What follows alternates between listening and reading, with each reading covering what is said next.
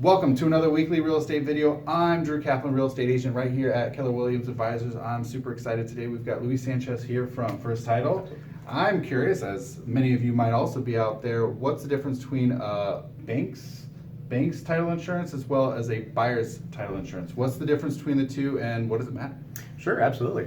So thanks for having me here again. So there are two different types of policy, the lender's policy and an owner's policy. So the lender is going to be the one that protects the bank in case anything.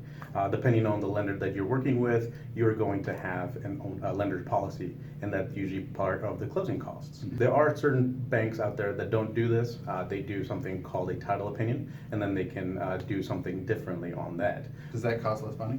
It does. It reduces closing costs, but I always tell people you're gonna pay either beginning or end. So always be careful with what you do and make sure you have a great person helping you, guide you through what is the best option for you. Roughly speaking, what's the price differential between those two options?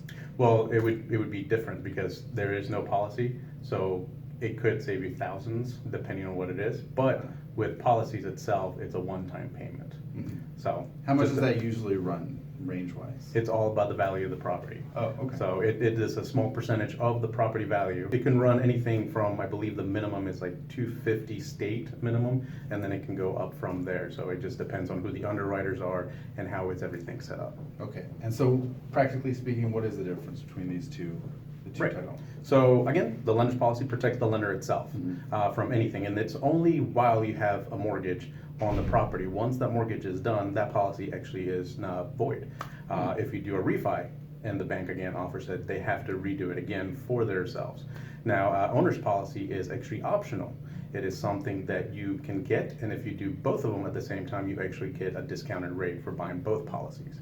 Now, the one for the owners itself, again, it protects you, the owner, on anything that could have happened in the past. Meaning, when you buy insurance, you're always trying to look to the future to protect yourself. This is protecting you that anything that could have happened in the past for that property. How far back? It just depends on the underwriters and all that. Wow. But the good thing is, even if you sell that property, you're still protected because that insurance policy follows you for that property itself. That's great. So if you sold it 30 years down the road, somebody still comes back to you and says, hey, well, you own this, there's this and this and this, you have a policy and you're protected. That's really One-time awesome. payment. And this is all the selling, these are selling costs. These are all closing costs, right? This is all in the closing cost, yes. This is what comes up and part of it. So depending on what you're trying to do, you might pay for it, or seller or buyer, depending on how negotiations are going. Great. All right. Well, thank you so much, Luis. This is helpful, hopefully for all of you out there as well as for me. So thank you so much, Luis. Absolutely. Awesome. Thank you so much. Thank you.